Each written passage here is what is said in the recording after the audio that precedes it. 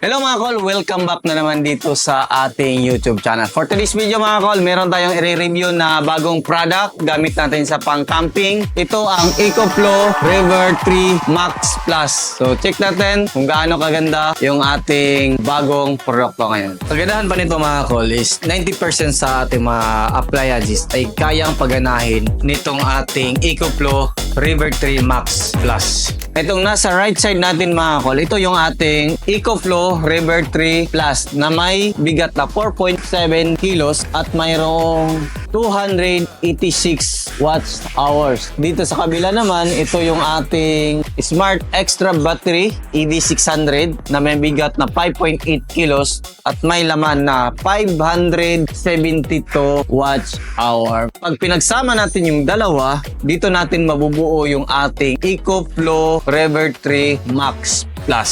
So, yung gagawin natin is ipatong lang natin yung ating EcoFlow River 3 Plus dito sa ating EV600 Smart Battery. Ayan.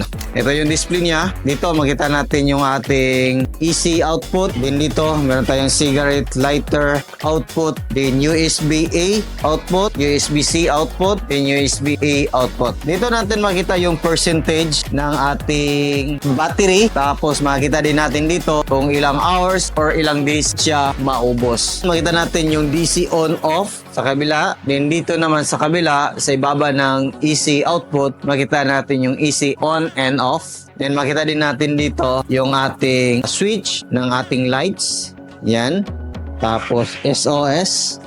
Dito naman sa likuran nito mga kol, makita natin yung ating EC output dalawa. Then meron tayong EC charger. Then dito USB-B. Then sa gitna yung ating solar panel charging port. Ang kagandahan nito mga kol, magaan. So meron tayo dito ng refrigerator mga kol. Ayan, kabit natin. Tapos lagay natin dito sa kanyang cigarette lighter. Ayan, so turn on natin. So makita natin, naka-on na yung ating refrigerator. Dito naman, i-charge natin yung laptop natin. Ayan, pakita natin. Dito naman is sa likuran, charge natin yung cellphone natin. Cellphone, refrigerator, then makita natin laptop. Tapos hanap tayo ng idagdag. So tatlong item mga calls is 89%. Tapos makita natin 11.4 hours yung kakainin natin para mapagana or ma-charge natin yung ating laptop, cellphone at saka mapagana yung ating refrigerator. So, makita natin dito yung ating EC output is kumakain siya ng 44 to 56 watts. Dito naman, i-charge natin yung battery sa drone natin. Yung appliances na nilagay natin ngayon is yung ating laptop, charging, battery sa drone, refrigerator, at saka yung cellphone natin. So dagdagan pa natin kung ano yung makita natin na pwede natin i-charge dito sa ating EcoFlow River 3 Max Plus. Dito naman, susubukan natin yung ating industrial fan na napakalaki, napakabigat, na merong power na 200 watts. Dito, sa likuran natin, i-try natin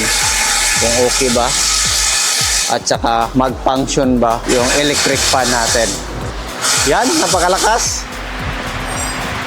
Ang sarap. Ganito kaganda yung EcoFlow River 3 Max Plus. Kasi kahit ganito, yung electric fan is mapagana natin. So, pakita natin dito kung ilang watts na ba yung kinakain natin. 155 watts yung kinain ng ating EcoFlow. Yan. So, kakain siya ng 4.6 hours habang ginamit natin sabay-sabay yung refrigerator, electric fan, laptop, isang cellphone, at saka yung ating battery sa drone. So, yung gagawin natin ngayon dito mga kol is gamit na tayo ng extension wire para mas maraming appliances. Kabit na natin ulit yung ating electric fan. Yan. So, hanap tayo ng ibang appliances na pwede natin mapagana.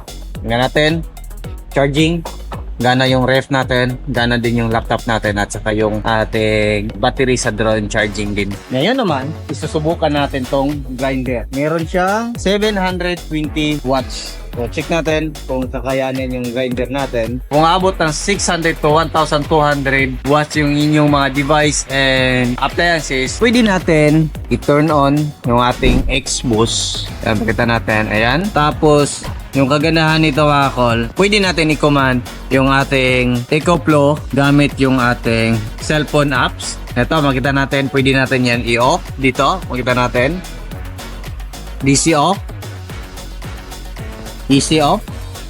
Yan, makita natin. Nag-off yung ating mga appliances. Pwede natin yan i-on dito. Makita natin. Turn on natin dito. Yan. Under naman yung ating electric fan. So, makita natin dito. Discharging 84%. Meron tayong 5 hours and 52 minutes yung ating makonsume. Tapos dito makikita natin yung ating ilaw. Pwede natin yan i-command dito. On natin. Then SOS. Ito yung SOS.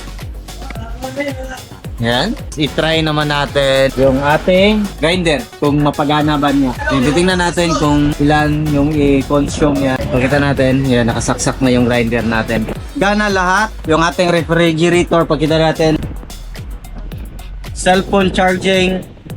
Laptop, yung ating drone, tapos dito SOS, ayan, gana. Tapos pakita natin electric fan. Lahat naka-connect yan dito sa ating EcoFlow River 3 Max Plus. So pakita natin. So paganahin natin yung grinder natin.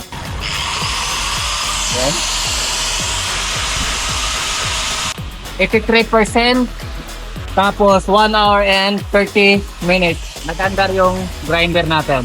Gusto nyo mag-invest na mga gamit katulad nito, power station. Itong ating EcoFlow, pwede natin gamitin hanggang 10 years. Hanggang 10 years lang naman kasi pwede itong i-charge 3,000 times yung ating EcoFlow. Then yung kagandahan pa nito mga kod, akala nyo sa ganyang katibay at saka maraming magamit or maraming ma-charge ay matagal ma-charge, nagkakamali po kayo mga kod. Kasi pwede nating i-charge to hanggang 1 hour. So, hanggang 1 hour is ma-fully charged na yung ating EcoFlow River 3 Max Plus. Sa gusto mag-order nito, meron tayong mga link dyan sa ating description box at saka pakipollow na din sa mga social media account ng ating EcoFlow. So, thank you kay EcoFlow sa pagpadala nitong ating EcoFlow River 3 Max Plus. Ayan, so mabuhay po kayo. So, yan lang siguro yung ating vlog for today. Maraming salamat po sa inyong lahat sa patuloy sa pagsuporta. Suportahan din natin yung ating sponsor ngayon, ang EcoFlow River 3 Max Plus.